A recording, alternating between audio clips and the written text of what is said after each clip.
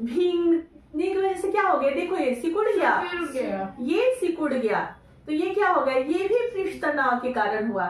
और इससे जो बूंदे गिरी, सिकुड़ने के कारण इसे बूंदे गिरी, देखो ये भी बूंदे गिरी, क्या गोलाकार रूप में, बूंद के रूप में गिर रही है, ये भी कारण है पृष्ठ तनाव का। फिर यही जब इसे पानी ऐसे झाड़ देंगे, गिरा देंगे, और जब सूख जाएगी तो ये फैल जाएगी। जैसे हम लोग बाल धो के आते हैं, बाल क्या होता है, आपस में चिपके रहते हैं, है, और उसे बूंद बूंद पानी टपकता है, जिसे तौलिए से पोंछते हो ना नंदो, छुटकी बालों को, तो क्या होता है, जब सूख जाते हैं तो ये पूरे फैल जाते हैं, लेकिन जब ये भीगे रहते हैं तो ये सिकुड़े रहते हैं। ये है पृष्ठ तनाव का सबसे अच्छा उदाहरण। अब इसमें एक चीज और है, अगर द्रव्य को गर्म किया जाता है, ठीक है, तो क्या होता है, उसका पृष्ठ तनाव कम हो जाता है। जैसे तुम लोग समझो, जैसे नंदू का पैंट है, ठीक है, नंदू जब भी यूनिफॉर्म पहन के आता है ना, उसके पैंट व्हाइट जो स्पोर्ट्स पैंट होते हैं बहुत गंदे हो जाते हैं, देखो कितने मैले हो गए हैं।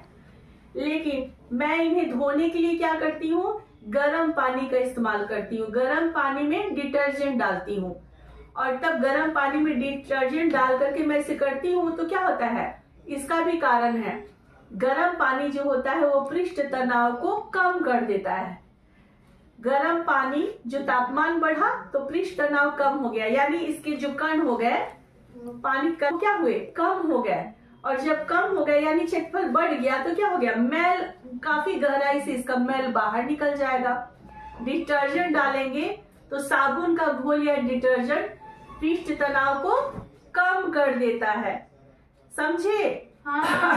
और भी है, जैसे बारिश की बूंदी हुई गोल होती है तो पृष्ठ तनाव के कारण, क्योंकि उसमें क्या होता है, एक अणु दूसरे अणु से फिर आकर्षित होके क्या होते हैं, सिकुड़ते हैं, क्षेत्रफल को कम करते हैं, और उससे ऐसे क्या होता है, बूंदे गोलाकार रूप में हो जाती है, गोल हो जाती हैं।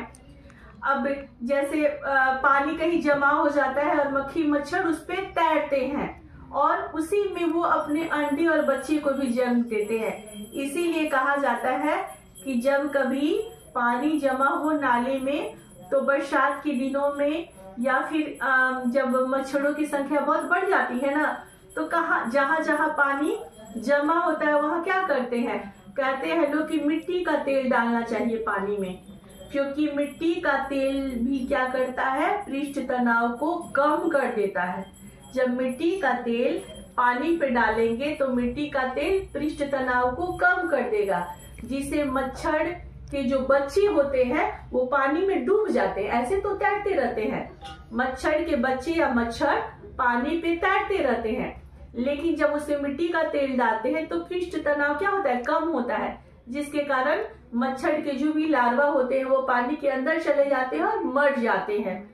तो अब समझ में आया तुम्हें कि पृष्ठ तनाव किसे कहते हैं? बहुत अच्छे से। जैसे कल नंदू मैंने तुम्हें पढ़ाया था ना, कैपिलरी एक्शन, उसमें जो दिया में जो तेल था ना, उस तेल क्या था, द्रव्य था, तो उसके भी अणु क्या होते थे, एक दूसरे से आकर्षित होकर के क्या होते, क्षेत्रफल को कम कर देते थे, और फिर वही क्षेत्रफल कम होने के बाद जब वायुमंडलीय दबाव होता था तो केश नली के द्वारा ऊपर उठता था। तो कल पृष्ठ नली था, हमको लग रहा है ना कि कल के बाद से ही तुम्हारे मन में उत्सुकता हुई थी ना नंदू, कि पृष्ठ तनाव के बारे में भी पूछे, इसीलिए तुमने मोबाइल पे सर्च करके देखा, लेकिन मोबाइल में पृष्ठ तनाव का वीडियो तो मिल गया, लेकिन कारण पता नहीं था तुम दोनों को, है ना। ये तो मुझे समझ में कल ही आ गया था। अच्छी बात है, अगर कोई चीज जानना हो तो पूछना चाहिए। तो अब क्लियर हो गया पृष्ठ तनाव क्या है, और पृष्ठ तनाव का जब तापमान को कम करेंगे तो क्या होगा, पृष्ठ तनाव बढ़ता है। जैसे जब चाय में गर्म चाय आता है, गर्म चाय पीते हैं हम लोग, तो वो अच्छी लगती है, लेकिन जब वो चाय थोड़ी देर छोड़ देती हूँ, मैं काम में लग जाती हूँ, तो चाय के ऊपर देखते हो छाली जैसा परत जम जाता है, वो भी पृष्ठ तनाव का कारण है। अच्छा। उसके बाद से जो खीर बनती है, तो गर्म खीर जो होती है वो क्या होती है, ऐसे ही दूध की जैसे मिक्स कटोरी में रही, और वो खीर जब ठंडी हो जाती है तो गाढ़ी हो जाती है। कोई भी चीज ठंडी होती है तो क्या गाढ़ी हो जाती है, तो वो भी पृष्ठ तनाव का कारण है। और एक और चीज जान लो तुम लोग, एक जैसे नहाने का तो हो गया, बारिश की बूंदें भी गोल होती हैं, ब्रश को भिगोते हैं तो भीगने के बाद ये भी कारण है कि क्या होते हैं, ये कण एक दूसरे से सट जाते हैं, क्षेत्रफल को कम कर देते हैं, और फिर जब ये सूख जाते हैं तो क्या होते हैं, फैल जाते हैं। तो ये सब रोजमर्रा की बहुत सारी चीजें हैं जो हमारे विज्ञान से जुड़ी हुई है।